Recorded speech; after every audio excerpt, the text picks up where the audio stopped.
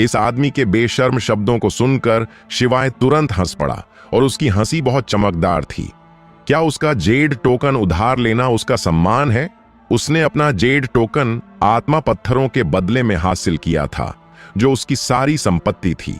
वे उसकी सारी संपत्ति लेना चाहते थे और अगर वह नहीं देता तो वे उसकी साधना को नष्ट कर देंगे। कितना घमंडी और दबंग था वह। उसने शिवाय को बिल्कुल भी गंभीरता से नहीं लिया। तू हंस क्यों रहा है? साहिल का चेहरा उदास था। तुझ जैसे बेवकूफ पर हंस रहा हूं। मेरा जेड टोकन तुझे उधार देना मेरा सम्मान है।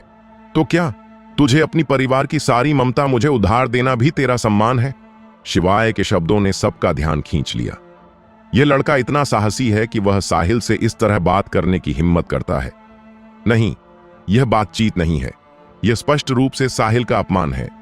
तू मरने की तलाश में है। साहिल गुस्से में था।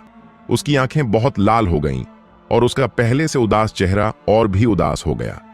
जैसे ही उसने बात पूरी की, वह आगे बढ़ा और एक मुक्का मारा, लेकिन सामने वाले के मुक्के का सामना करते हुए शिवाय का पीछे हटने का कोई इरादा नहीं था। उसने जमीन पर कदम रखा और उसने भी एक मुक्का मारा। वह केवल निचला ऊर्जा क्षेत्र के मध्य चरण में था और उसने इसे बिल्कुल भी गंभीरता से नहीं लिया। यह देखकर कि शिवाय वास्तव में उससे लड़ने की हिम्मत करता है, साहिल के दिल में हंसी आई, जैसे कि उसने पहले से ही शिवाय का मुक्का टूटते और उसकी बांह टूटते हुए देख लिया हो। दूसरा पक्ष सिर्फ एक नया आया हुआ है। कोई नया आया हुआ कितना भी मजबूत हो, वह कितना मजबूत हो सकता है? इसके अलावा यह लड़का बाहरी शिष्य की पोशाक पहने हुए है। अगर वह खुला आरंभ क्षेत्र में प्रवेश कर चुका होता तो यह लड़का शायद अब तक आंतरिक शिष्य बन चुका होता।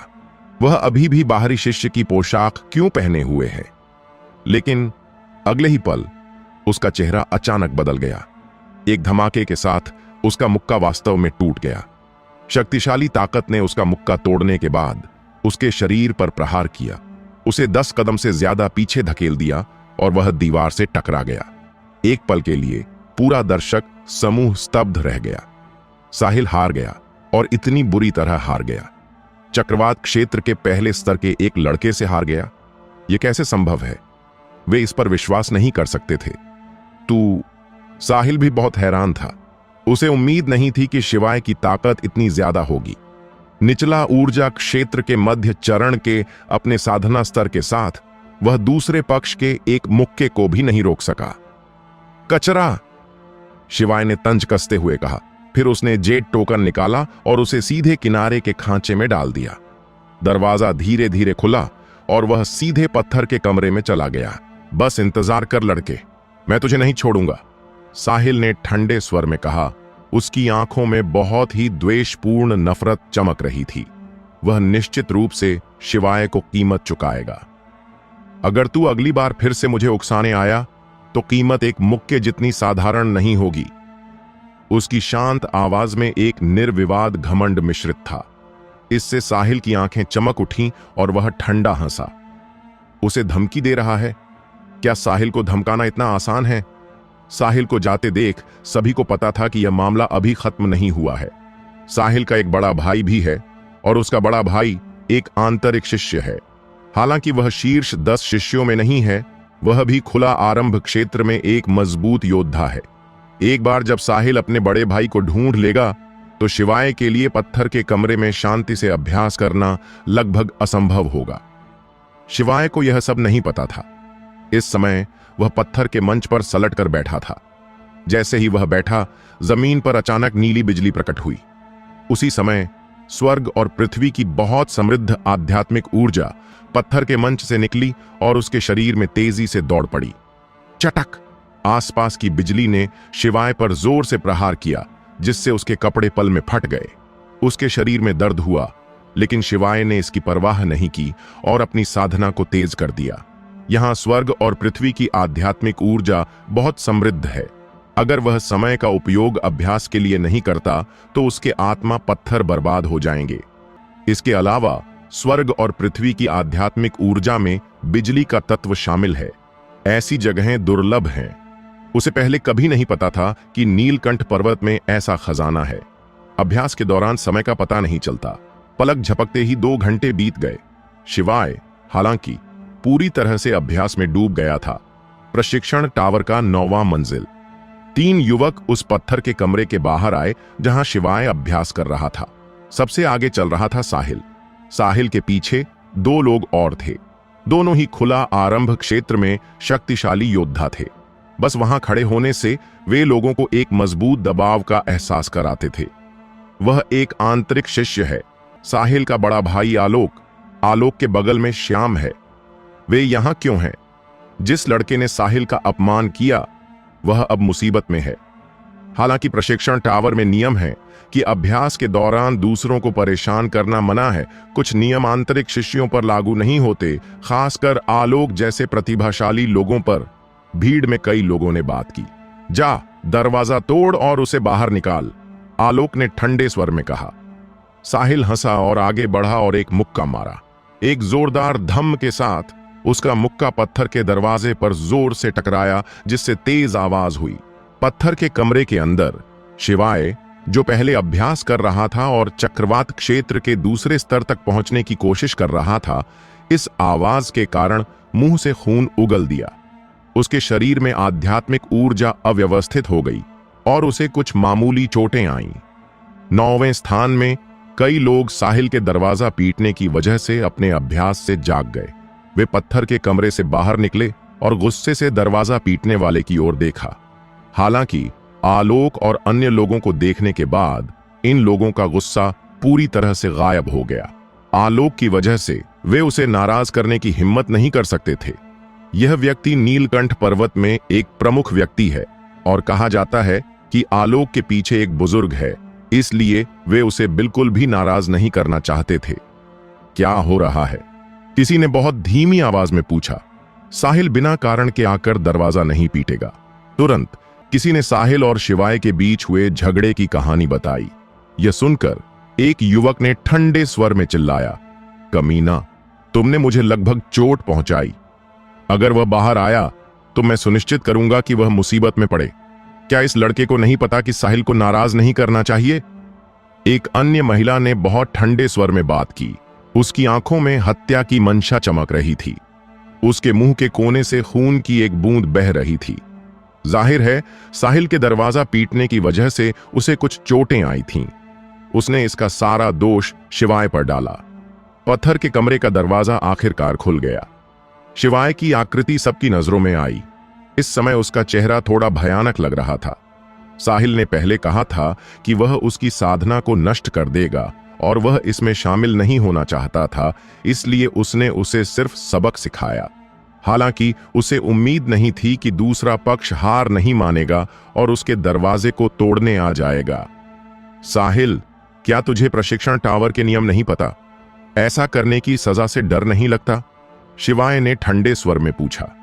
प्रशिक्षण टावर में एक बार जब कोई पत्थर के कमरे में प्रवेश करता है तो दरवाजा तोड़ने की अनुमति नहीं है, वरना यह अंदर अभ्यास करने वाले लोगों को प्रभावित करेगा और उन्हें भटकने का कारण बन सकता है, जिससे उनकी साधना बर्बाद हो सकती है और उनकी जान को भी खतरा हो सकता है।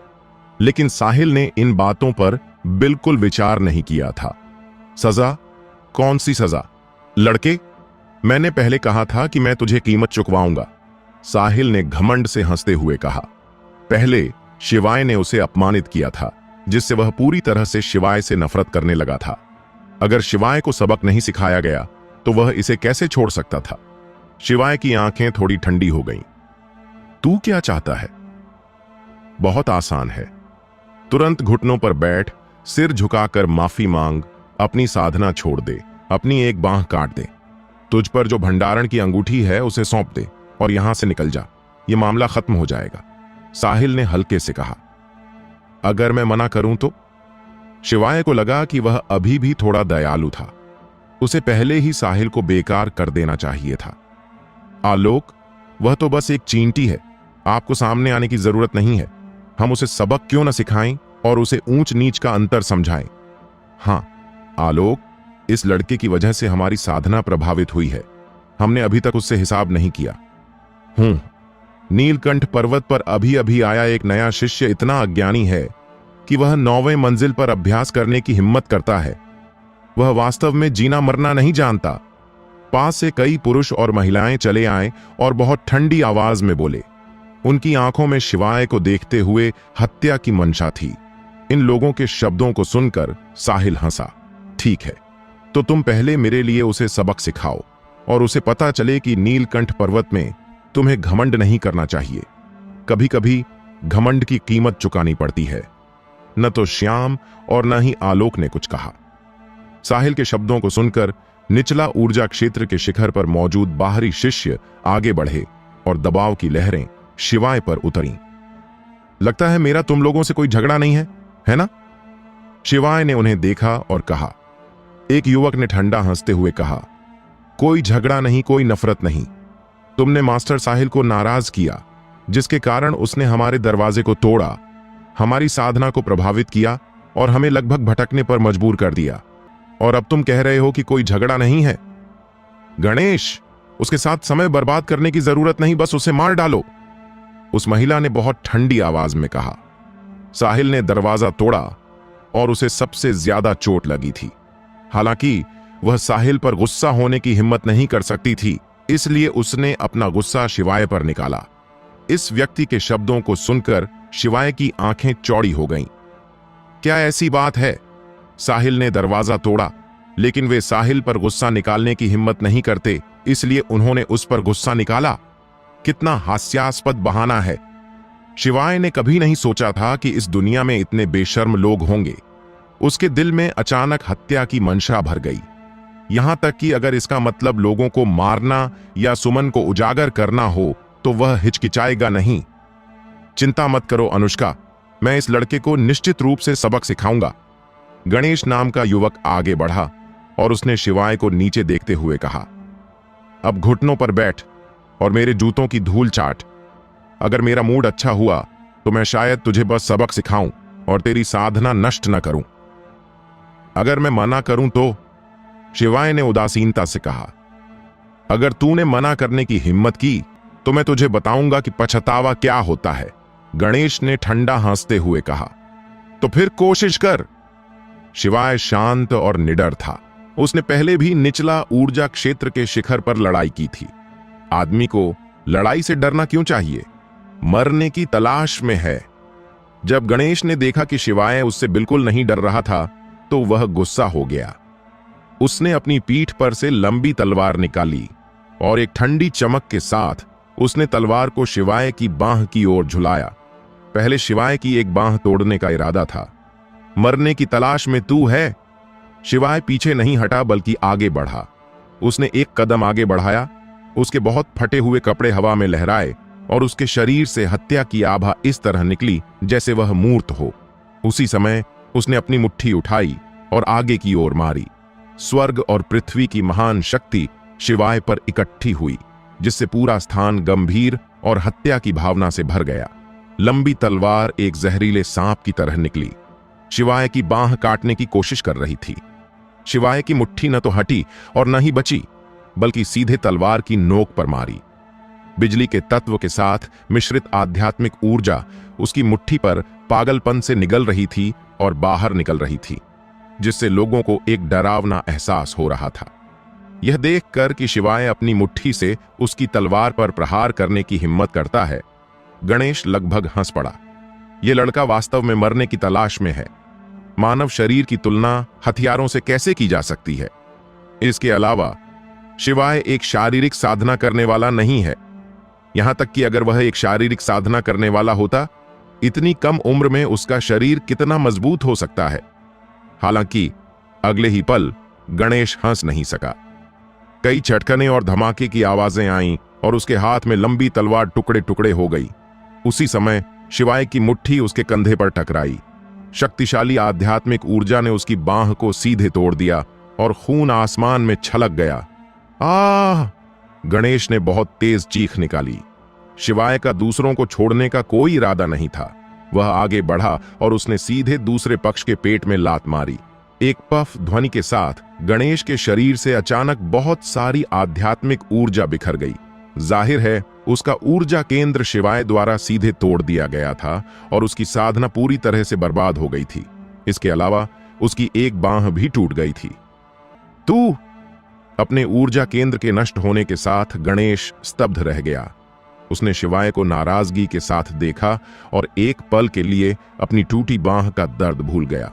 शिवाय ने ठंडे स्वर में कहा, जो दूसरों को अपमानित करते हैं उन्हें हमेशा अपमानित किया जाएगा।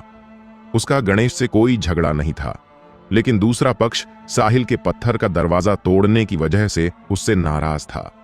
उसने यहां तक कि उसकी बांह को बेकार करने और उसे अपने जूते चाटने के लिए कहा। कितना जहरीला दिमाग। उसे मौके पर न मारना पहले से ही शिवाय की दया थी।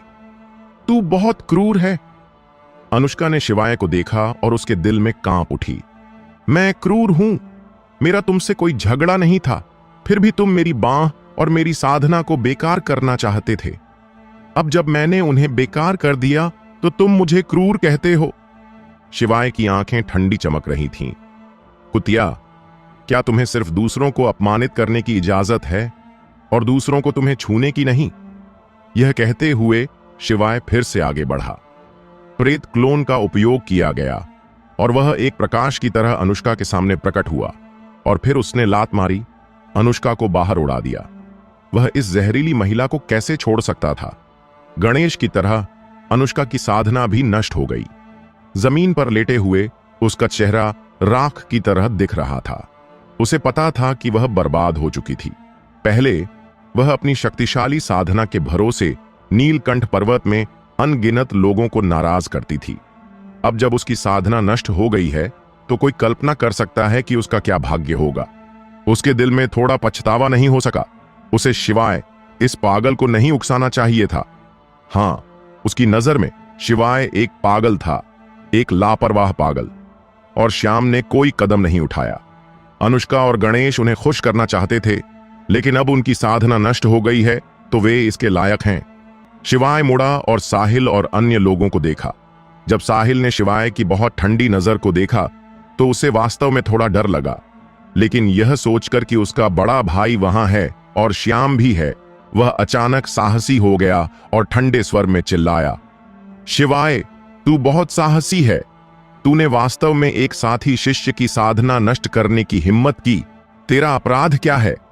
तो क्या तुझे पता है कि दूसरों के पत्थर के दरवाजे खटखटाना और उनकी तपस्या में बाधा डालना भी एक मृत्युदंड अपराध है? शिवाय ने जवाब में पूछा। एक पल के लिए साहिल निरुत्तर हो गया। इस समय आलोक ने आखिरकार बोलना शुरू किया। मैंने अपने भाई को ऐसा करने के लिए कहा था, तो क्या तुझे कोई आपत्ति है? शब्द शांतिपूर्वक बोले गए, फिर भी उनमें एक घमंड का भाव था। उसने शिवाय को बिल्कुल भी गंभीरता से नहीं लिया। शिवाय की आंखें थोड़ा सिकुड़ गईं। उसके सामने वाला व्यक्ति खुला आरंभ क्षेत्र का एक शक्तिशाली विशेषज्ञ था। उसके शरीर में आध्यात्मिक ऊर्जा जीवन शक्ति में बदल गई थी और उसकी ताकत उससे दोगुनी से ज्यादा थी। क्या आंतरिक शिष्य मनमाने ढंग से नियम तोड़ सकते हैं? शिवाय ने फिर से पूछा। नहीं, तू गलत है। सभी आंतरिक शिष्यों को नियम तोड़ने की योग्यता नहीं होती। मेरे पास, आलोक के पास होती है। मेरा गुरु एक छोटी का बुजुर्ग है, इसलिए मेरे पास नियम तोड़ने की योग्यता है। लड़के, तेरी ताकत को देखते हुए मेरे साथ रहकर मेरा कुत्ता बनने के बारे में क्या ख्याल है? शिवाय के पास केवल चक्रवात क्षेत्र के पहले स्तर की ताकत है, लेकिन वह निचला ऊर्जा क्षेत्र के शिखर पर एक साधना करने वाले को मार सकता है। इससे उसे कुछ विचार आए। कुछ नहीं। क्या तुझे लगता है कि मैं तुझे मारने की हिम्मत नहीं करूंगा? शिवाय के बिना हिचकिचाहट के इनकार को सुनकर आलोक की आंखें ठंडी हो गईं। उसके विचार में शिवाय को अपने साथ रहने देना पहले से ही एक बड़ा आशीर्वाद था और दूसरा पक्ष इसके लिए आभारी होना चाहिए। तो फिर कोशिश कर। शिवाय बिल्कुल भी नहीं डरा। उसके शरीर में युद्ध की भावना आसमान छू रही थी। स्वर्ग और पृथ्वी की शक्ति उस पर इकट्ठी हो रही थी, जिससे आलोक की आंखें थोड़ा सिकुड़ गईं। शिवाय ने गति को समझ लिया है। गति एक रहस्यमयी अवस्था है। इसे एक अवस्था कहा जा सकता है या नहीं भी कहा जा सकता है, लेकिन एक बार जब गति समझ ली जाती है तो साधना करने वाले की ताकत कई गुना बढ़ जाती है। शिवाय ठीक ऐसा ही व्यक्ति है। हालांकि उसने गति को समझ लिया था, आलोक ने फिर भी शिवाय को गंभीरता से नहीं लिया। कारण बहुत आसान है। शिवाय बहुत कमजोर है, बस एक चक्रवात क्षेत्र का साधना करने वाला। वह दूसरी ओर खुला आरंभ क्षेत्र में था, जो दूसरे पक्ष से 2 क्षेत्र ऊंचा है। साधना में जितना आगे बढ़ते हैं उतना ही अंतर बढ़ता जाता है। आत्मा प्रेरणा क्षेत्र में कई लोग चक्रवात क्षेत्र के मास्टर्स को चुनौती दे सकते हैं, लेकिन एक बार जब वे चक्रवात क्षेत्र में पहुंच जाते हैं तो निचला ऊर्जा क्षेत्र के साधना करने वालों को चुनौती देना लगभग असंभव है। जो कोई भी अपने स्तर से ऊपर लड़ सकता है वह एक शानदार व्यक्ति होना चाहिए। हालांकि हजारों वर्षों में किसी ने भी चक्रवात से खुला आरंभ क्षेत्र को चुनौती नहीं दी है। तो फिर कोशिश कर। इस आवाज के उच्चारण के क्षण में सभी ने शिवाय को बहुत आश्चर्य से देखा, उस युवक को जो वहां एक लंबी तलवार की तरह खड़ा था। तू बस एक पहले स्तर का ऊर्जा चक्रवात क्षेत्र साधना करने वाला है, फिर भी इतना घमंडी होने की हिम्मत करता है। मुझे सचमुच नहीं पता कि तुझे यह आत्मविश्वास कहां से मिलता है। मैं मानता हूं कि तू पहले स्तर के ऊर्जा चक्रवात क्षेत्र में निचला ऊर्जा क्षेत्र के शिखर पर एक साधना करने वाले को हरा सकता है। तू वास्तव में प्रतिभाशाली है, लेकिन अफसोस की बात है कि तुझे कभी भी मेरे भाई को नहीं छूना चाहिए था और न ही मुझे उकसाना चाहिए था। मैं तुझे बताऊंगा कि ऊर्जा चक्रवात क्षेत्र और खुला आरंभ क्षेत्र के बीच कितना बड़ा अंतर है। आलोक ने धीरे धीरे एक कदम आगे बढ़ाया। प्रत्येक कदम के साथ उसके शरीर पर अचानक बहुत सारी सुनहरी ऊर्जा चमकने लगी और फिर एक कवच बन गया जो उसे पूरी तरह से ढक लेता था। यह गंगकी कवच है, खुला आरंभ क्षेत्र के शक्तिशाली व्यक्ति का एक प्रतीक। यह कहा जा सकता है कि गंगकी कवच को साधारण हथियारों से कोई नुकसान नहीं हो सकता। शरीर में आध्यात्मिक ऊर्जा का जीवन शक्ति में बदलना एक गुणात्मक परिवर्तन है। इतना ही नहीं, खुला आरंभ क्षेत्र के मजबूत लोग खुला आरंभ क्षेत्र से नीचे के साधना करने वालों पर स्वाभाविक रूप से दबाव डालते हैं। उसके शरीर से शक्तिशाली आभा निकल रही थी और आलोक की पुतलियां सुनहरी हो गईं। उसने शिवाय को ठंडे स्वर में देखा और कहा, यहां तक कि अगर मैं कोई कदम नहीं उठाऊं तो क्या तू मुझे चोट पहुंचा सकता है? सचमुच? शिवाय आगे बढ़ा। लगभग पलक झपकते ही वह आलोक के सामने प्रकट हुआ और सीधे सार्वजनिक स्तर की जादुई कला थंडर पाम का प्रदर्शन किया। उसकी हथेली पर बिजली पागलपन से चमक रही थी और एक विनाश का सांस अचानक फट पड़ा। फिर उसने सामने वाले की छाती पर थप्पड़ मारा। धम! एक गड़गड़ाहट की तरह आवाज गूंजी और आलोक अनायास कुछ कदम पीछे हट गया। उसके कवच पर दरारें दिखाई दीं और उसके मुंह के कोने पर खून की एक बूंद दिखाई दी। तू मरने की तलाश में है। यह देखकर कि यह लड़का वास्तव में उसे चोट पहुंचा सकता है, आलोक ने गुस्से में चिल्लाया और अपनी पीठ पर से लंबी तलवार निकाली। लंबी तलवार ने एक विशाल तलवार ऊर्जा को ऊपर लाया और एक धमाके के साथ नीचे गिरा। स्विश! एक तलवार के प्रहार से जमीन पर एक दरार दिखाई दी। अगर शिवाय ने इतनी तेजी से प्रतिक्रिया नहीं दी होती तो वह 2 टुकड़ों में कट गया होता। खुला आरंभ क्षेत्र का एक मजबूत व्यक्ति अपने शरीर में जीवन शक्ति बनाता है, जो उसके शरीर से बाहर निकल सकता है और गंगकी में बदल सकता है। उनके द्वारा उपयोग किए जाने वाले हथियार अब साधारण हथियार नहीं थे, बल्कि युआन हथियार थे जो बहुत तेज थे और एक झटके में बाल काट सकते थे। फिर से मार! लंबी तलवार के एक झटके के साथ ऊर्जा की एक विशाल तलवार की छाया एक विशाल दरवाजे की तरह निकली, शिवाय की ओर कटते हुए। शिवाय ने लापरवाही नहीं की, वह उछला और किनारे की ओर हट गया। इसके बाद आलोक ने हमला जारी रखा, जबकि शिवाय लगातार हटता रहा। उसने बहुत कम लड़ाइयों का अनुभव किया था और वह पहले एक पसंदीदा बच्चा था। यहां तक कि जब वह किसी ऐसे व्यक्ति से मिला जो उसे हरा सकता था, तब भी वह पूरी ताकत से नहीं लड़ता था, जिसके कारण उसका युद्ध अनुभव अपर्याप्त था। इस समय आलोक के खिलाफ लड़ना अपनी ताकत का परीक्षण करने का सबसे अच्छा अवसर था और साथ ही वह अपने शारीरिक आंदोलनों, जादुई कौशलों आदि को भी सुधार सकता था। पूरा 8वां स्तर का स्थान टुकड़ों में कट गया। धुआं और धूल आसमान में भर गया। शिवाय अपने शारीरिक कौशलों पर भरोसा करके आलोक को कुछ समय के लिए कुछ नहीं करने दे सका, लेकिन उसे यह भी पता था कि अगर वह इस तरह जारी रखता है तो वह निश्चित रूप से हार जाएगा। यह अफसोस की बात है कि उसका क्षेत्र अब बहुत कम है। और उसके द्वारा अभ्यास किए गए जादुई कौशल बहुत शक्तिशाली नहीं हैं। आलोक को हराना उसके लिए लगभग असंभव है। इस समय देख रही भीड़ स्तब्ध थी। उन्होंने कभी नहीं देखा था कि चक्रवात क्षेत्र का एक साधना करने वाला खुला आरंभ क्षेत्र के विशेषज्ञ के साथ इतनी उग्रता से लड़ रहा हो। भले ही शिवाय ज्यादातर समय हट रहा था, फिर भी यह काफी आश्चर्यजनक था। श्याम, तू अभी भी वहां क्यों खड़ा है? चलो मिलकर इस लड़के को मार डालते हैं। यह देखकर कि वह लंबे समय तक शिवाय को नहीं पकड़ सका, आलोक थोड़ा बेचैन हो गया और श्याम पर चिल्लाया, जो एक तरफ खड़ा तमाशा देख रहा था। सच कहूं तो एक खुला आरंभ क्षेत्र के विशेषज्ञ के लिए इतने लंबे समय तक एक सार्वजनिक स्तर क्षेत्र के विशेषज्ञ को हरा न पाना उसके लिए शर्म की बात थी। अगर यहां की खबर बाहर फैल गई तो वह निश्चित रूप से पूरे नीलकंठ पर्वत में हंसी का पात्र बन जाएगा। जब श्याम ने यह सुना तो उसके चेहरे पर एक कपटपूर्ण मुस्कान उभरी और फिर वह आगे बढ़ा। उसके शरीर पर ऊर्जा का कवच प्रकट हुआ और उसके हाथ में एक लंबा भाला दिखाई दिया। भाले के साथ उसका पूरा स्वभाव अचानक बदल गया। वह एक भाले की तरह था जो आसमान में उड़ रहा था, आकाश को भेदने और ब्रह्मांड पर हावी होने में सक्षम था। श्याम तानाशाह भाला। कहा जाता है कि वह आंतरिक शिष्यों में शीर्ष पर है और उसे शीर्ष 10 आंतरिक शिष्यों में भी गिना गया है। अब हमें अच्छा तमाशा देखने को मिलेगा। वह चक्रवात स्तर का लड़का अपने शारीरिक कौशलों से आलोक से निपट सकता है, लेकिन वह निश्चित रूप से श्याम से नहीं निपट सकता। कई शिष्यों ने बात की, श्याम को थोड़े भय के साथ देखते हुए। यह नीलकंठ पर्वत का असली सेलिब्रिटी है। बेशक उसका पृष्ठभूमि आलोक जितना अच्छा नहीं था, इसलिए वह आलोक का अनुसरण करता था। यह देखकर कि श्याम कार्रवाई करने वाला था, शिवाय की आंखें थोड़ा सिकुड़ गईं। उसे उम्मीद नहीं थी कि ये दो लोग इतने बेशर्म होंगे। दो खुला आरंभ क्षेत्र के मास्टर्स वास्तव में एक छोटे से चक्रवात क्षेत्र के साधना करने वाले को घेरने की कोशिश कर रहे थे।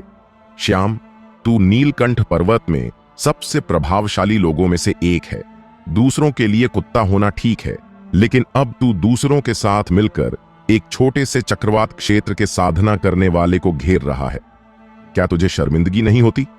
जब श्याम कार्रवाई करने वाला था, 9वें स्तर के स्थान में अचानक एक आवाज गूंजी। कौन? श्याम की आंखों में ठंडक चमकी जब उसने आने वाले को देखा। वहां एक हरे गाउन में एक आकृति धीरे धीरे सीढ़ियों से नीचे उतर रही थी। उसके पीछे एक नीली स्कर्ट में एक महिला थी। सबसे आगे चल रही थी अनन्या। अनन्या के पीछे आरतिका थी। रतिका और अनन्या दोनों ही नीलकंठ पर्वत में प्रभावशाली व्यक्ति हैं। इसके अलावा दोनों ही खुला आरंभ क्षेत्र के शिखर पर शक्तिशाली योद्धा हैं और कोर शिष्यों में सर्वश्रेष्ठ हैं। इससे भी महत्वपूर्ण बात, ये दोनों लोग चुड़ैल की अच्छी बहनें हैं। नीलकंठ पर्वत के 10 महान शिष्यों के अलावा 2 लोग ऐसे हैं जिन्हें नाराज नहीं करना चाहिए, यह कौन नहीं जानता। ये 2 लोग हैं रतिका और अनन्या। उनके सुंदर चेहरों से धोखा न खाएं, लेकिन अगर वे वास्तव में लड़ना शुरू कर दें तो वे आकाशीय प्रतिमा क्षेत्र के मजबूत व्यक्ति से भी लड़ने को तैयार हैं। रतिका, अनन्या, श्याम का चेहरा अच्छा नहीं लग रहा था। अगर कोई और होता तो वह पहले ही कार्रवाई कर चुका होता, लेकिन इन दोनों का सामना करने पर उसे वास्तव में हिम्मत नहीं थी। यहां तक कि अगर उन्होंने उसे कुत्ता कहा तो वह गुस्सा होने के अलावा कुछ भी खंडन करने की हिम्मत नहीं करता था। मैं, श्याम, जो करता हूं उस पर उंगली उठाने की बारी तुम्हारी नहीं है ना? बेशक मेरी बारी नहीं है, मुझे बस तुम बर्दाश्त नहीं होते। 2 आंतरिक शिष्य वास्तव में एक नए जूनियर भाई को धमका रहे हैं। तुम वास्तव में खुद को अच्छा दिखाते हो। अनन्या ने बिना दया के ठंडा हंसा। आलोक ने ठंडा हंसते हुए थोड़ा पीछे हट लिया और श्याम के बगल में खड़ा हो गया। हालांकि ये 2 महिलाएं शायद ही कभी कार्रवाई करती हैं, वे बहुत शक्तिशाली हैं और दोनों ही खुला आरंभ क्षेत्र के शिखर पर हैं। वे उनके मुकाबले नहीं हैं। सीनियर सिस्टर अनन्या, तुम यहां क्यों हो? शिवाय ने देखा कि आलोक ने हमला करना बंद कर दिया और उसने उसे नजरअंदाज कर दिया, बल्कि अनन्या और अन्य लोगों को देखा। साहिल के लिए उसकी नजर में वह पहले से ही एक मृत व्यक्ति था। साहिल को हल करने के लिए उसे पहले आलोक को हल करना होगा। अगर उसके पास चक्रवात क्षेत्र के मध्य चरण की ताकत होती, या अगर उसने पृथ्वी रैंक की मध्य ग्रेड तकनीक का अभ्यास किया होता, तो वह शायद आलोक को मार सकता था। लेकिन वह अभी भी थोड़ा कम था। शिवाय अभी भी अनन्या और रतिका के प्रति कुछ आभार महसूस करता था। अगर ये दो लोग न होते तो शायद उसे उस महिला ईशानी ने मार डाला होता। यह देखकर कि शिवाय उन दोनों को नमस्ते कर रहा था, आलोक की पुतलियां सिकुड़ गईं। अगर शिवाय का इन दो लोगों के साथ अच्छा रिश्ता है, तो उसे शिवाय के खिलाफ कोई कदम उठाने से पहले अच्छी तरह सोचना होगा। साहिल को उम्मीद नहीं थी कि शिवाय वास्तव में इन दो सुंदरियों अनन्या को जानता है। वह एक पल के लिए वहां स्तब्ध खड़ा रहा, यह नहीं जानते कि क्या कहना है। मुझे तुम्हारी चिंता थी, अनन्या ने आह भरी। माफ करना, हम तुम्हें पहले याद दिलाना भूल गए। सीनियर सिस्टर वास्तव में बहुत अच्छी इंसान है, लेकिन उसे पुरुषों से थोड़ी नफरत है। भविष्य में सी आकार के कमरे वाले क्षेत्र में मत रहना, वरना अगर सीनियर सिस्टर ने तुम्हें फिर से देख लिया तो अगली बार तुम इतने भाग्यशाली नहीं होगे। शिवाय ने हल्के से सिर हिलाया और जवाब नहीं दिया। आखिरकार वह नीलकंठ पर्वत का शिष्य था, लेकिन अब उसके पास नीलकंठ पर्वत में रहने की कोई जगह नहीं थी। आलोक, अपने गुरु के भरोसे नीलकंठ पर्वत में बुरे काम मत करो, रतिका ने आलोक को चेतावनी दी। आलोक ने ठंडे स्वर में कहा, मेरे मामलों की चिंता करने की तुम्हारी बारी नहीं है, सीनियर सिस्टर अनन्या। आलोक भी एक पृष्ठभूमि वाला व्यक्ति है, इसलिए वह स्वाभाविक रूप से अनन्या और अन्य लोगों से ज्यादा डरता नहीं था। न तो रतिका और न ही अनन्या का नीलकंठ पर्वत में ज्यादा पृष्ठभूमि था, इसलिए आलोक ने उन्हें ज्यादा गंभीरता से नहीं लिया। आलोक और रतिका को एक दूसरे के सामने देखकर सभी एक दूसरे को आश्चर्य से देखने लगे। ये दो लोग लड़ेंगे नहीं, है ना? लेकिन मुझे ऐसा नहीं लगता। रतिका आलोक से ज्यादा मजबूत है। आलोक की हिम्मत कैसे होगी कि वह रतिका से लड़े? यहां क्या हो रहा है? इस समय एक और आवाज सुनाई दी। सभी ने उस ओर देखा और एक गंभीर चेहरे वाले मध्यम आयु के व्यक्ति को धीरे धीरे उनकी ओर आते देखा। पादरी पार्थ, पादरी पार्थ! सभी ने उस मध्यम आयु के व्यक्ति को देखकर तुरंत मुट्ठियां बांधी और नमस्ते किया, क्योंकि यह व्यक्ति पार्थ था, प्रशिक्षण टावर में कानून प्रवर्तन हॉल का पादरी। कानून प्रवर्तन हॉल एक ऐसी जगह है जिससे नीलकंठ पर्वत में हर कोई डरता है, क्योंकि एक बार जब आप कानून प्रवर्तन हॉल के निशाने पर आ जाते हैं तो आपके लिए नीलकंठ पर्वत में अच्छे दिन नहीं होंगे। वह यहां क्यों है? रतिका और अनन्या दोनों चौंक गए। पार्थ का यहां आना निश्चित रूप से संयोग नहीं है। पादरी पार्थ को देखकर आलोक और श्याम एक दूसरे की ओर देखने लगे और एक दूसरे की आंखों में मुस्कान देखी। पार्थ के प्रकट होने पर अनुष्का और गणेश, जिन्हें नजरअंदाज किया गया था, अचानक चिल्लाए, पादरी पार्थ, आपको हमारे लिए इंसाफ करना होगा। पादरी पार्थ, प्रशिक्षण टावर में लड़ाई की अनुमति नहीं है। इस लड़के ने न केवल हमला किया, बल्कि उसने इतनी हिम्मत की कि उसने मेरी और जूनियर सिस्टर अनुष्का की साधना को नष्ट कर दिया। वह स्पष्ट रूप से हमारे नीलकंठ पर्वत के नियमों और पूरे नीलकंठ पर्वत को नहीं मानता। हां, पादरी पार्थ, मैं अनुरोध करता हूं कि इस लड़के को यहीं मार डाला जाए, ताकि दूसरों के लिए एक चेतावनी हो। कितना दुष्ट जानवर! एक साधारण बाहरी शिष्य ने अपने साथी शिष्यों की साधना को नष्ट करने की हिम्मत की। ऐसा जहरीला दिल मृत्यु का हकदार है।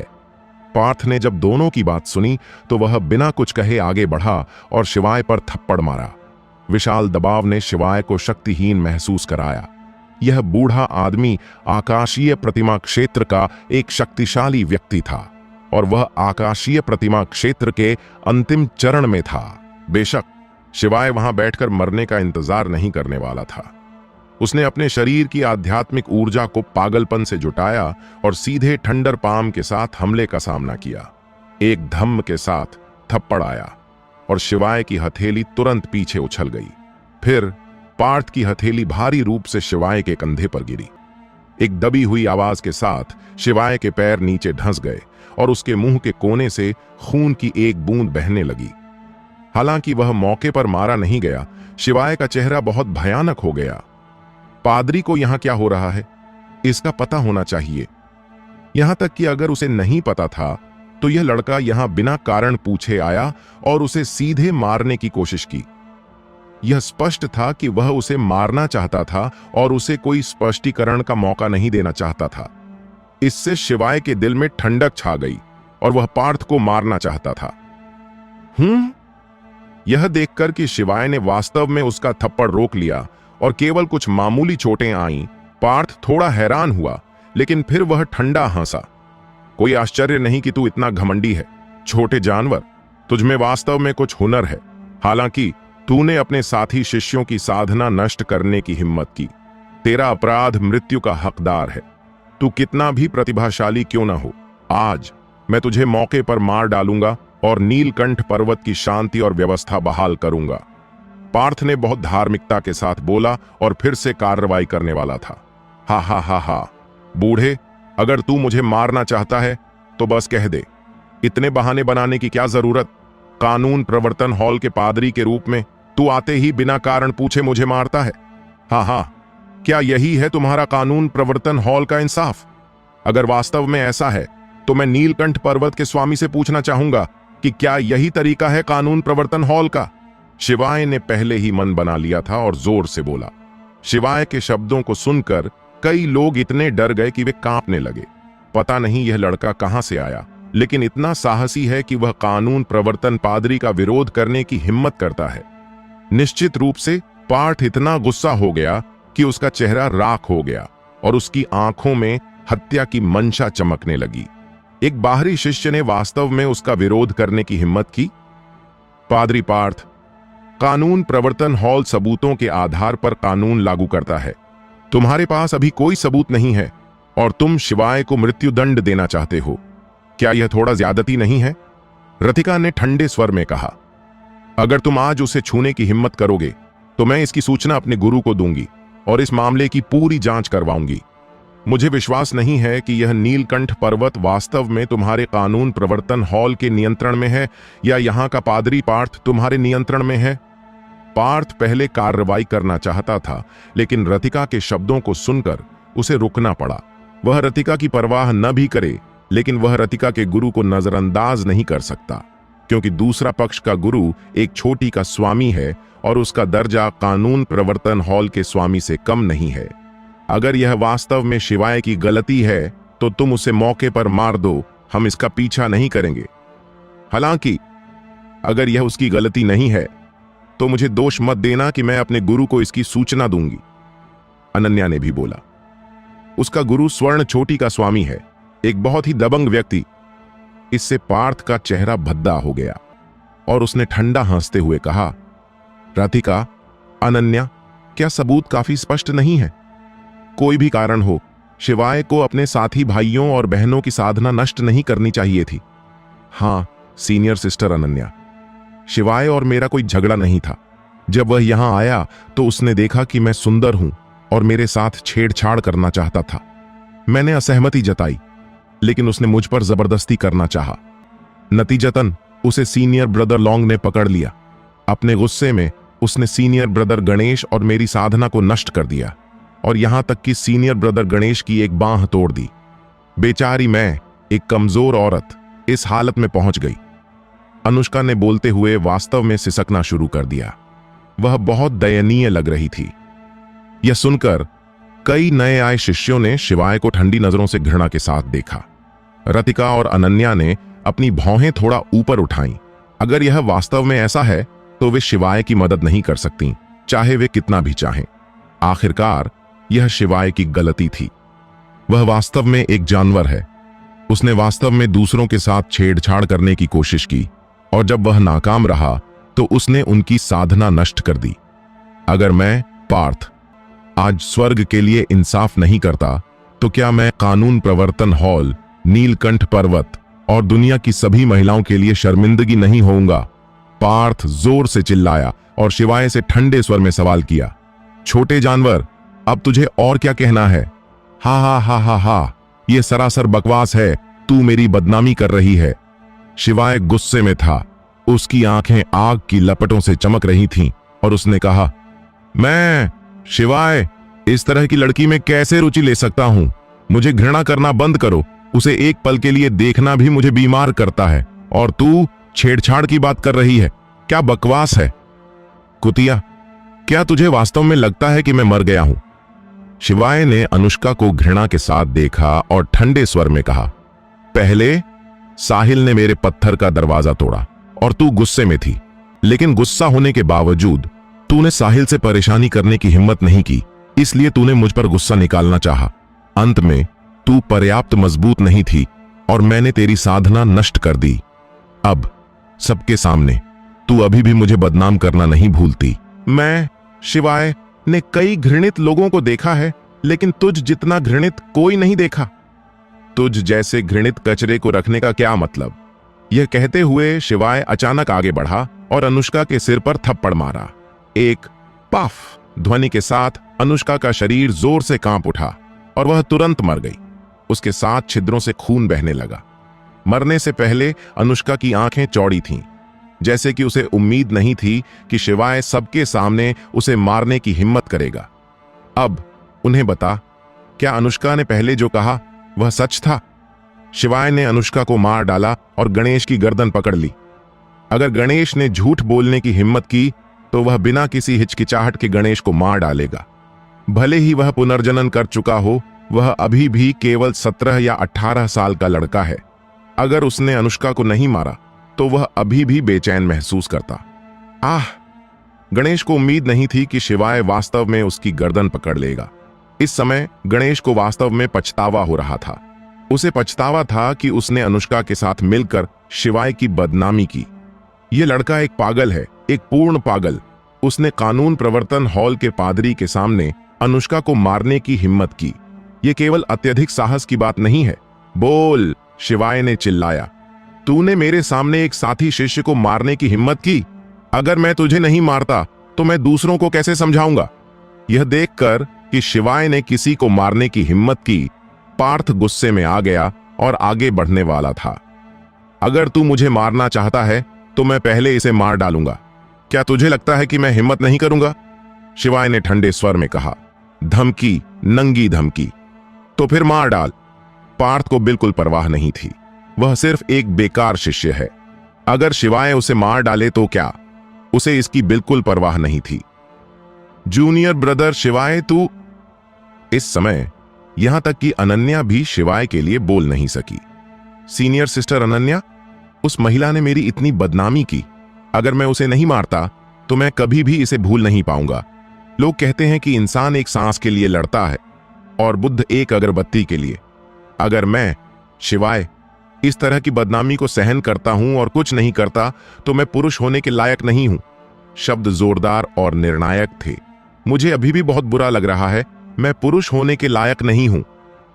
यह सुनकर अनन्या शिवाय को एकटक देखने लगी और अपने आप में बुदबुदाई। कितना दृढ़ इच्छा शक्ति वाला युवक। एक प्रशंसा की आवाज गूंजी। पार्थ ने जब यह आवाज सुनी तो उसकी पुतलियां थोड़ा सिकुड़ गईं और उसने बोलने वाले को देखा। बोलने वाला एक सफेद बालों वाला बूढ़ा आदमी था जो कानून प्रवर्तन हॉल की वर्दी पहने हुए था, सिवाय इसके कि उसकी वर्दी सफेद थी। सफेद रंग कानून प्रवर्तन हॉल के बुजुर्गों का प्रतीक है। एक बुजुर्ग का दर्जा पादरी से एक स्तर ऊपर होता है। 5वें बुजुर्ग को नमस्ते। बूढ़े आदमी को देखकर पार्थ ने जल्दी से अपनी मुट्ठियां बांधी। बाकी लोगों ने भी हल्के से अपनी मुट्ठियां बांधी, बूढ़े आदमी के प्रति अत्यधिक सम्मान दिखाते हुए। कानून प्रवर्तन हॉल के बुजुर्ग प्रमुख चोटियों के बुजुर्गों के बराबर हैं और उनका दर्जा बहुत ऊंचा है। छोटे लड़के, मुझे पूरी कहानी बता, बूढ़े आदमी ने शिवाय से कहा। शिवाय ने हल्के से सिर हिलाया। बूढ़े, मुझे लगता है कि इस लड़के को खुद कहने देना बेहतर होगा। वह जिस लड़के की बात कर रहा था वह स्वाभाविक रूप से गणेश था। गणेश ने छिपाने की हिम्मत नहीं की और जल्दी से पूरी कहानी बता दी। गणेश के शब्दों को सुनकर कई लोगों ने चुपके से दोनों को बेशर्म कहा। यह स्पष्ट रूप से साहिल की गलती थी, लेकिन उन्होंने अपना गुस्सा शिवाय पर निकाला। अगर शिवाय मजबूत नहीं होता तो वह मार दिया गया होता। मुझे पता है कि मैं सिर्फ एक बाहरी शिष्य हूं और नीलकंठ पर्वत में मेरा कोई पृष्ठभूमि नहीं है। यहां तक कि अगर मेरे साथ अन्याय और धमकाने की बात हो तो मुझे इसे सहना चाहिए। लेकिन माफ करना, मैं ऐसा नहीं कर सकता। इस दुनिया में जन्मा एक पुरुष को सीधा और ऊंचा खड़ा होना चाहिए और कभी भी झुकना नहीं चाहिए, शिवाय ने धीरे धीरे बोला।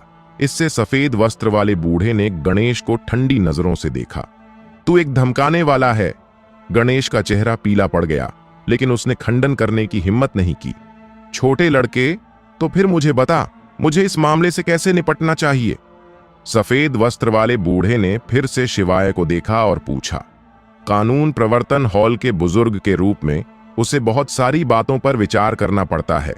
अगर यह एक साधारण शिष्य होता तो वह शायद आलोक और साहिल को पकड़ने का आदेश दे चुका होता।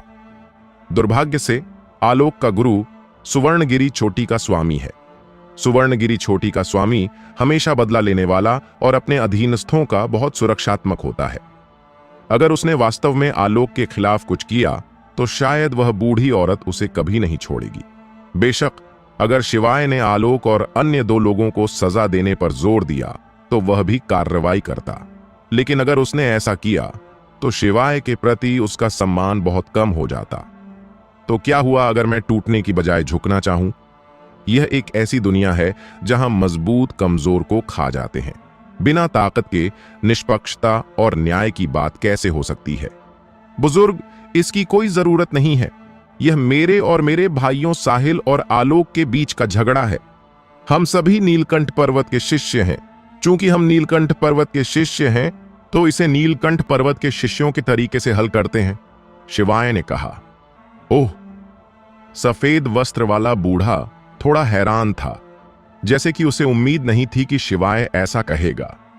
पार्थ को राहत मिली कि शिवाय ने 5वें बुजुर्ग को साहिल भाइयों को सजा देने के लिए नहीं कहा, लेकिन वह अपने दिल में हंस रहा था। उसने अच्छी बातें कहीं, लेकिन दूसरा पक्ष आखिरकार डर गया था। रथिका और अनन्या ने भी राहत की सांस ली। उन्हें डर था कि शिवाय को मामले की गंभीरता का पता नहीं होगा और वह बुजुर्गों से साहिल और अन्य लोगों को सजा देने के लिए कहेगा। अगर ऐसा हुआ तो शिवाय की स्थिति बुजुर्गों के दिलों में बहुत कम हो जाती। तू समझदार है, आलोक ने घमंड से कहा। वह यहां कार्रवाई करने की हिम्मत इसलिए करता था और यहां तक कि साहिल को शिवाय का पत्थर का दरवाजा खटखटाने की हिम्मत इसलिए दी थी क्योंकि वह निडर था।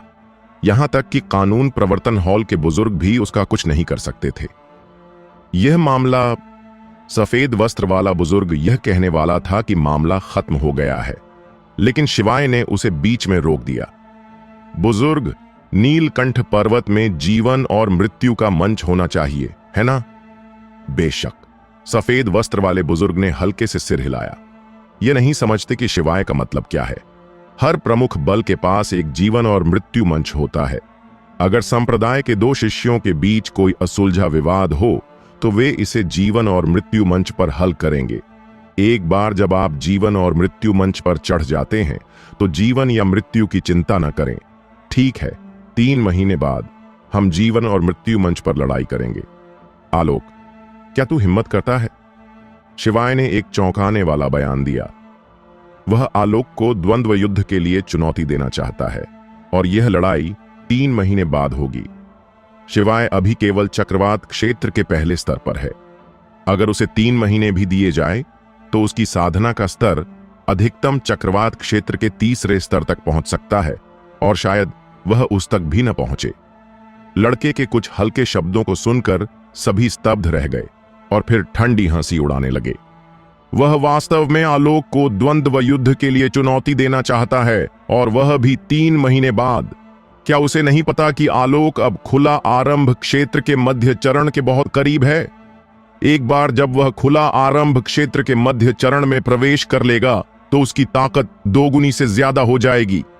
तब तक एक सार्वजनिक स्तर क्षेत्र के साधना करने वाले को मारना उसके लिए आसान होगा। यह लड़का बहुत आवेगी है और वह जीवन मृत्यु की लड़ाई लड़ रहा है। चक्रवात क्षेत्र ने खुला आरंभ क्षेत्र को चुनौती दी। यह नीलकंठ पर्वत में पहली बार हुआ है। सभी इस बारे में बात कर रहे थे और कोई भी शिवाय के पक्ष में नहीं था।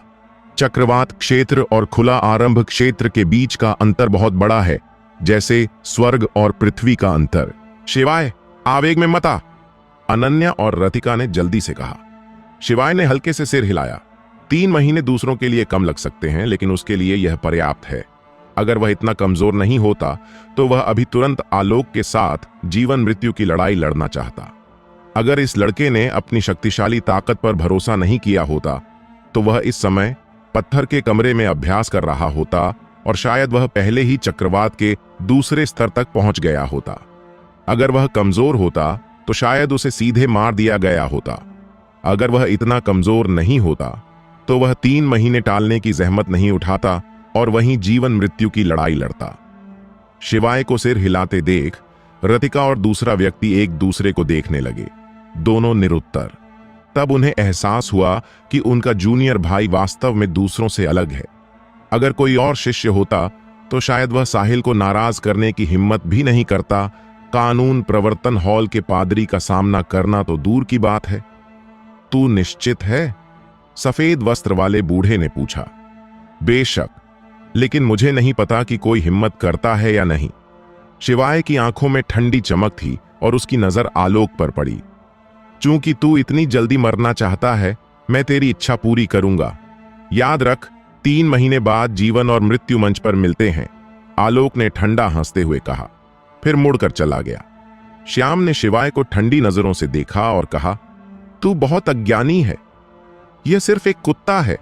हालांकि तुझ जैसे जहरीले कुत्ते को मारने से मेरे हाथ गंदे होंगे, मुझे तुझ जैसे जहरीले कुत्ते के लिए अपने हाथ गंदे करने में कोई आपत्ति नहीं है।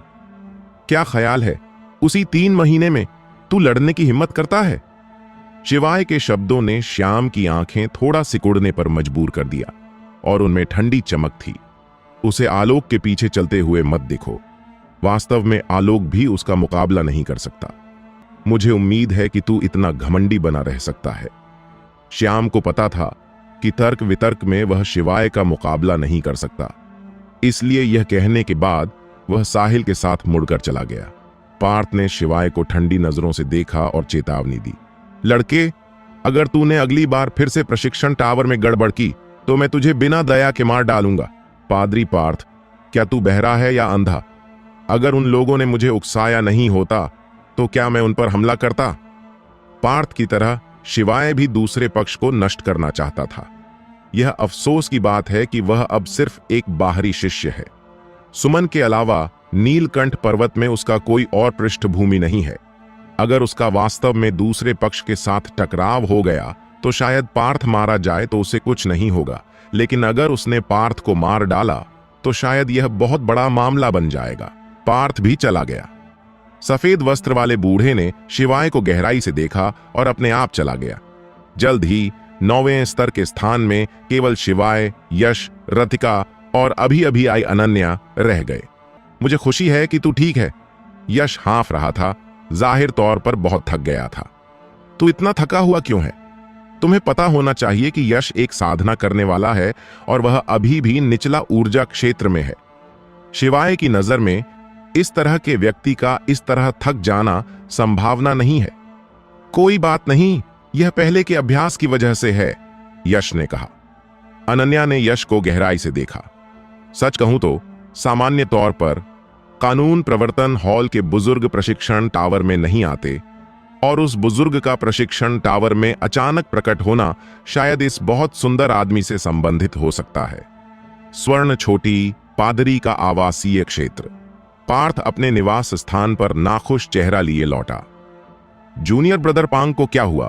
तू इतना नाखुश क्यों दिख रहा है? धनुष ने उत्सुकता से पूछा। पार्थ ने कुछ नाखुशी के साथ कहा, इसका जिक्र मत कर। मैं आज एक छोटे से कमीने की वजह से लगभग गुस्से से मर गया। ओ, वह छोटा कमीना लगता है। स्वर्ण छोटी का तेरा नया शिष्य है, उसका नाम शिवाय है। वह, धनुष की आंखों में एक अजीब चमक थी। उसके साथ क्या हुआ? यह पूछते हुए वह वास्तव में अपने दिल में सोच रहा था कि शिवाय मुसीबत में क्यों नहीं था। क्या ईशानी ने उसे सीधे नहीं मारा? वास्तव में उसने शिवाय को सी आकार के कमरे वाले क्षेत्र में रखने में कोई अच्छा इरादा नहीं था, बल्कि वह किसी और के हाथों उसे मारना चाहता था। उसने ऐसा इसलिए किया क्योंकि किसी ने उसे कुछ फायदे दिए थे। पार्थ ने प्रशिक्षण टावर में जो हुआ उसे बहुत ही उदास चेहरा लिए बताया और फिर जोड़ा, यह पहली बार है जब मैंने इतना घमंडी लड़का देखा है। बेहतर होगा कि वह मुझे न पकड़े, वरना मैं उसे जल्द या बाद में मार डालूंगा। तू कह रहा है वह वास्तव में अनन्या और रतिका को जानता है। यहां तक कि बुजुर्ग सिंह भी सामने आए। वह बूढ़ा कमीना चंद्रसेन हमेशा बाहरी मामलों को नजरअंदाज करता है। वह शायद ही कभी कानून प्रवर्तन हॉल की चीजों की परवाह करता है। वह एक बाहरी शिष्य के लिए जो अभी नीलकंठ पर्वत में शामिल हुआ है, आलोक और अन्य लोगों को कैसे डांट सकता है। धनुष ने गहरी भ्रूभंग की। उसे लगा कि यह फायदा इतना आसान नहीं था। क्या हो सकता है कि इस लड़के का कोई पृष्ठभूमि हो? पार्थ को भी थोड़ा अजीब लगा। पृष्ठभूमि हो या ना हो, हम जांच करके पता कर सकते हैं। धनुष ने असंतुष्ट होकर ठंडा हंसते हुए कहा। हां। यह सुनकर पार्थ ने सिर हिलाया। उनके पादरी के दर्जे के साथ शिवाय के ठिकाने का पता लगाना मुश्किल नहीं होना चाहिए। तलवार चोटी। तलवार चोटी नीलकंठ पर्वत की 4 प्रमुख चोटियों में से एक है और तलवार चोटी का स्वामी एक तलवार साधना करने वाला है जिसकी ताकत बेजोड़ है। वह पूरे नीलकंठ पर्वत में सर्वश्रेष्ठ में से एक है। इस समय तलवार चोटी के आधे रास्ते में रवि आंखें बंद करके अभ्यास कर रहा था। उसके शरीर से तलवार की किरणें निकल रही थीं, जिससे लोगों को बहुत तेज धार का एहसास हो रहा था। Senior brother! एक आवाज ने रवि के अभ्यास को बाधित किया। रवि ने अपनी आंखें खोलीं। उसकी आंखों में एक तेज चमक थी और उसने पास में खड़े एक युवक को ठंडी नजरों से देखा। रवि के पूछने की प्रतीक्षा की बिना युवक ने अपनी मुट्ठियां बांधी और कहा, भाई, वह शिवाय नाम का लड़का ईशानी द्वारा नहीं मारा गया। किसी कारण से उसका साहिल के साथ झगड़ा हो गया, जिसने बाद में सीनियर ब्रदर आलोक और श्याम को आकर्षित किया। क्योंकि अनुष्का और गणेश साहिल के दरवाजा पीटने से प्रभावित हुए थे, उन्होंने अपना गुस्सा शिवाय पर निकाला। नतीजतन अनुष्का को शिवाय ने अनगिनत लोगों के सामने मौके पर मार डाला और गणेश की साधना बेकार कर दी गई। पादरी पार्थवी को पकड़ना चाहता था, लेकिन वहां पहुंचे बुजुर्ग चंद्रसेन ने उसे रोक दिया। यह लड़का इतनी जल्दी इतना बड़ा हंगामा कर गया। रवि थोड़ा हैरान था। मुझे कहना होगा, शिवाय वास्तव में मुसीबत मोल लेने में माहिर है। नीलकंठ पर्वत में आए उसे 2 दिन भी नहीं हुए। उसने न केवल फेंक भाइयों को नाराज किया, बल्कि पादरी पार्थ को भी नाराज कर दिया। वास्तव में इतना ही नहीं, उसने आलोक को चुनौती भी दी। 3 महीने बाद वे जीवन और मृत्यु मंच पर लड़ाई करेंगे। युवक ने फिर से बोला, जिससे रवि हंस पड़ा। कितना मूर्ख! हालांकि आलोक आंतरिक संप्रदाय के शीर्ष 10 शिष्यों में से एक नहीं है, फिर भी वह शीर्ष 20 में है। इसके अलावा अगर मुझे गलती नहीं हो रही है, आलोक पहले ही खुला आरंभ क्षेत्र के प्रारंभिक चरण के शिखर पर है। जल्द ही वह खुला आरंभ क्षेत्र के मध्य चरण में पहुंच जाएगा। तब तक शिवाय को मारना उसके लिए आसान होगा। लगता है हमें इस लड़के का व्यक्तिगत रूप से ध्यान रखने की जरूरत नहीं है। पादरी धनुष को इतने सारे फायदे देना शर्म की बात है। वे पहले नीलकंठ पर्वत पर आए थे। सुमन की वजह से हिमांशी ने विशेष रूप से धनुष को शिवाय का ध्यान रखने के लिए कहा था। वह उस समय वहां था, इसलिए उसने धनुष को बहुत सारे फायदे दिए और धनुष से कहा कि वह नीलकंठ पर्वत में शिवाय को सीधे मारने का कोई रास्ता ढूंढे। शिष्य को हाथ हिलाकर विदा करने के बाद रवि ने अभ्यास जारी रखा। शिवाय की जिंदगी या मौत की परवाह करने के लिए बहुत आलसी था। उसकी नजर में शिवाय 3 महीने में एक लाश होगा, तो वह इतनी परवाह क्यों करे। प्रशिक्षण टावर से निकलने के बाद शिवाय के पास केवल 300 से कम आत्मा पत्थर बचे थे, जिससे वह निरुत्तर हो गया। लगता है मुझे योगदान अंक कमाने जाना होगा। शिवाय सीधे मिशन हॉल की ओर चला गया। हर प्रमुख बल के पास एक मिशन हॉल होता है। मिशन हॉल वह जगह है जहां संप्रदाय मिशन जारी करता है, और यह वह जगह भी हो सकती है जहां अन्य बल संप्रदाय से उनके लिए मिशन जारी करने के लिए कहते हैं। बेशक इन कार्यों के लिए आमतौर पर योगदान की आवश्यकता होती है। जब शिवाय पहली बार नीलकंठ पर्वत पर आया था तो वह कंगाल था और उसके पास एक भी योगदान अंक नहीं था। इसके अलावा वह एक बाहरी शिष्य था और अन्य बाहरी शिष्यों के विपरीत उसे हर महीने निश्चित मात्रा में योगदान अंक नहीं मिलते थे। इसके बजाय उसे खुद इन्हें कमाना पड़ता था। मिशन हॉल में हर जगह लोग थे।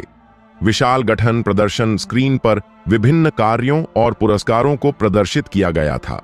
कार्य अच्छी तरह से कठिनाई स्तरों में विभाजित थे, बाएं से दाएं, दाईं ओर सबसे उच्च और बाईं ओर सबसे निम्न। एक सिल्वर फॉक्स का शिकार करने से 100 अंक मिलते हैं। एक स्काई ब्लू फ्लावर ढूंढने से 100 अंक मिलते हैं।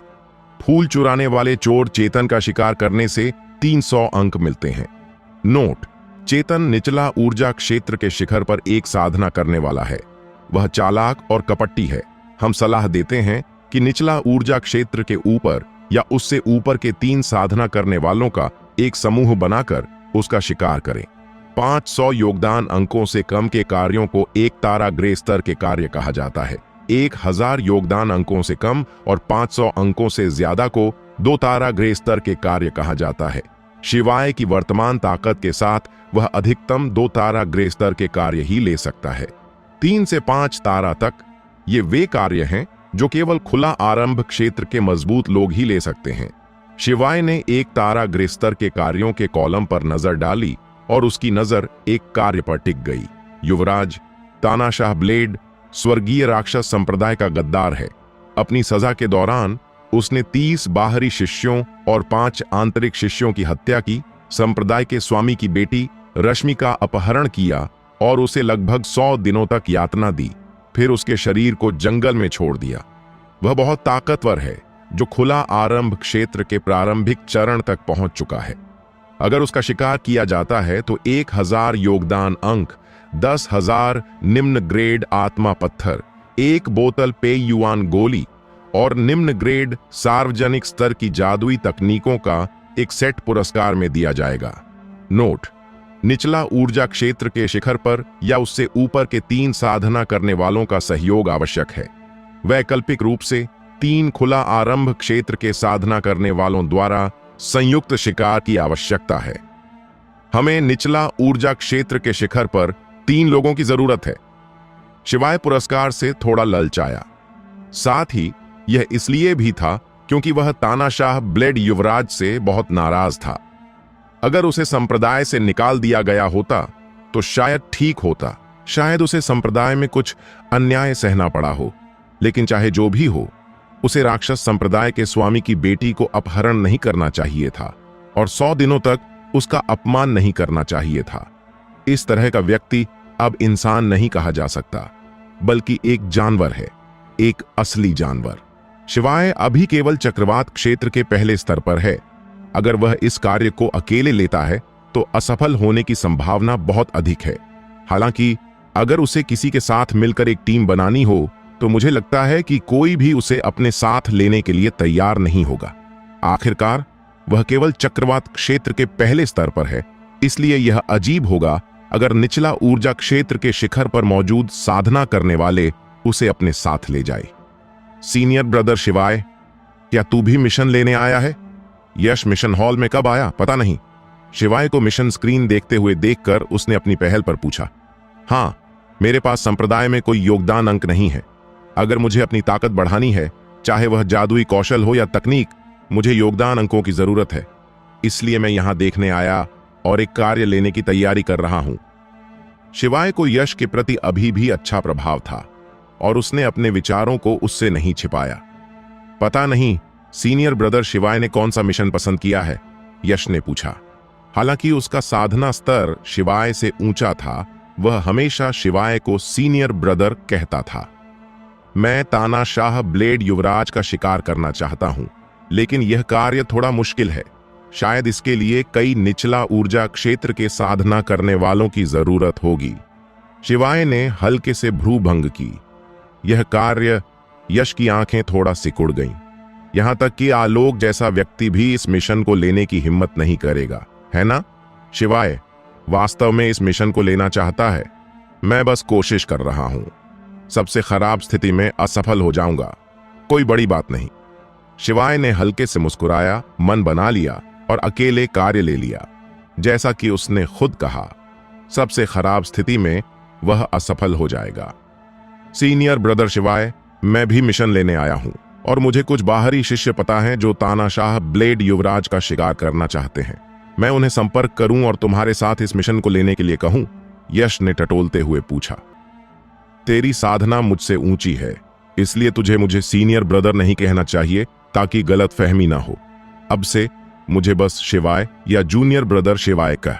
शिवाय ने अपनी भौहें हल्के से उठाईं और कहा, टीम बनाने की बात भूल जा, मैं इसे अकेले आजमाना चाहता हूं।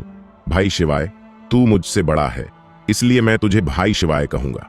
मैं यश के पास ज्यादा दोस्त नहीं है। मेरे पास पहले जो थे वे मुझे भाई सिर्फ इसलिए कहते थे क्योंकि वे मेरे आत्मा पत्थर चाहते थे। अगर मेरे पास आत्मा पत्थर ना होते तो वे शायद मुझसे बिल्कुल नहीं मिलते। यश ने कहा, लेकिन भाई शिवाय, तू अलग है। तूने कभी मुझसे आत्मा पत्थर नहीं मांगे। मुझे पता है कि तू मुझे सचमुच दोस्त मानता है। अगर तू मुझ पर भरोसा करता है तो हम इस मिशन को एक साथ क्यों न लें? अगर हम तानाशाह ब्लेड युवराज का शिकार करने में सफल हो गए तो मैं सभी पुरस्कारों का सिर्फ 30% लूंगा। कैसा रहेगा? ठीक है। शिवाय को उम्मीद नहीं थी कि सिर्फ इसलिए कि उसने दूसरे पक्ष के आत्मा पत्थर नहीं मांगे, यश ने उसे वास्तव में एक सच्चा दोस्त मान लिया।